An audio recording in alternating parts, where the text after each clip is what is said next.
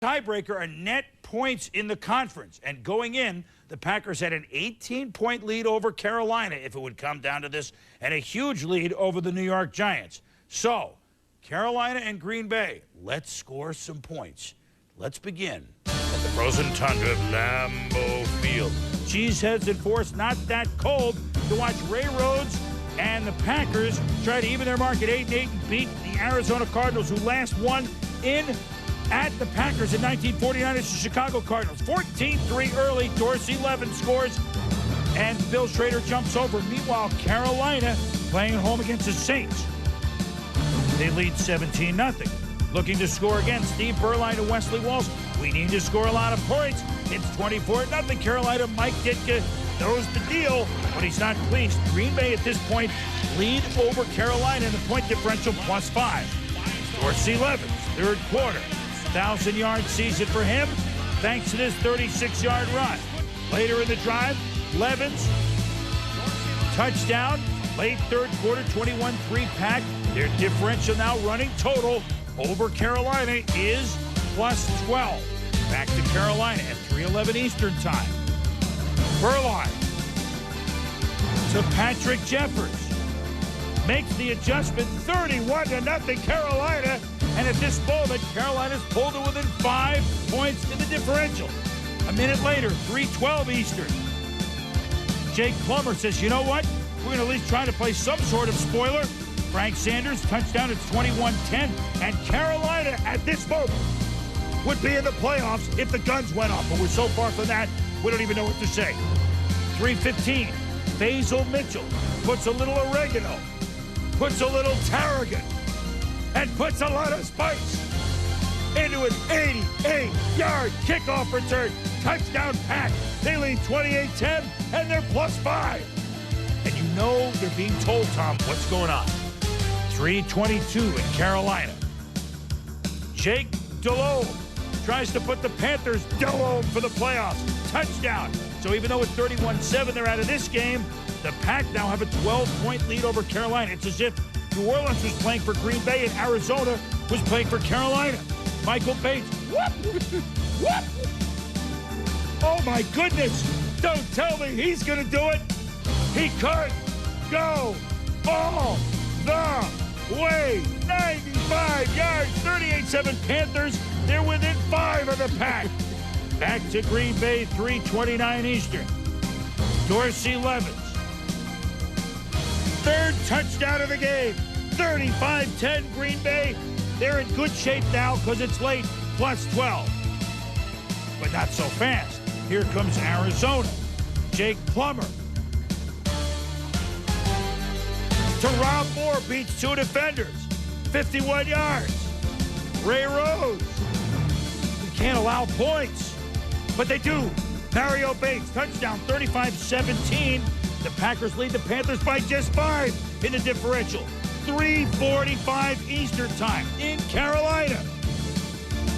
Steve Berline, they know exactly what the score is. And so they go deep to Jeffers, 32 yards, and the Panthers have now left over the Packers at +2. 3:51 Eastern, back to Green Bay. Arizona can further help Carolina. But maybe the play of the year in retrospect, one of the McKenzie brothers, Mike McKenzie, makes a great pick. Well, and a great job by McKenzie of getting his head around, watching, focus on the football. Great job of fighting the receiver off and making the interception at the goal line. So, Brett Favre, the Packers need points. They're down to 3:50 of the game on a zone 1 at Lambeau. What could happen? You know what's going to happen. 8 yards to Corey Bradford. Now, hurry up offense, even though they're up 35-17. Because of the differential. What an odd bunch of circumstances, creating some unbelievable football. Favre to Bradford, 31 yards. Hurry up offense. Favre. Bill Schrader, 15 yards. 4 o'clock Eastern time. Favre pumps. Schrader, touchdown, 99-yard drive, 42-17 Pack, and the big number on the Lambeau Leaf, +5 over Carolina, who knows exactly what's going on, Tom, because at 4:10 in Charlotte, Jake Delhomme hurting the Panthers, helping the Packers. He's in And I know it's 45-13, but Mike Ditka says, I know, George Seifert, I know you have to do this, but let's go for two. I don't care. I'm caught up in this too. Let's go for two. But first, challenge. Was he in? Touchdown stands. So on the two-point conversion, I mean, this is unbelievable. Delhomme batted down by Kevin Green, so Green Bay's differential is plus 11. George Seifert hoping for Arizona almost north of the border in Green Bay. Meanwhile, at 4:11 Eastern, Seifert gets a wish. Plummer to Matt Commander Cody, touchdown, and Green Bay's lead is down to just 4 over Carolina. Back to Carolina. Ditka goes for an onside kick. He's caught up in it. I want points, but it's recovered by Anthony Johnson. Green Bay figuring this is easy. Meanwhile, they don't know that Beuerlein. Oh, it's incomplete to Muhsin Muhammad. In Green Bay, they figure they're safe. There's a minute left in Carolina, and there's no way Carolina would have the ball in scoring position. But then word comes in to Ray Rhodes on the sideline. We need more points. Carolina has the ball at the 30. So Favre, instead of running out the clock, throws a bomb. Charles Jordan down to the 1. Down to the 1.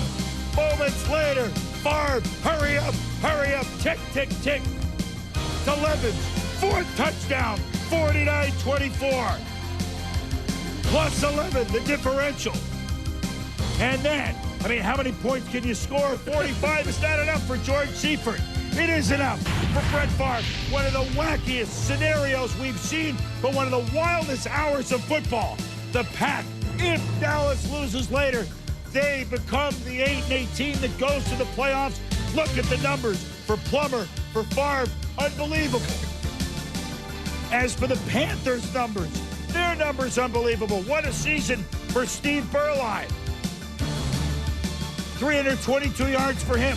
Both teams scoring 45 points. But it's the Packers who...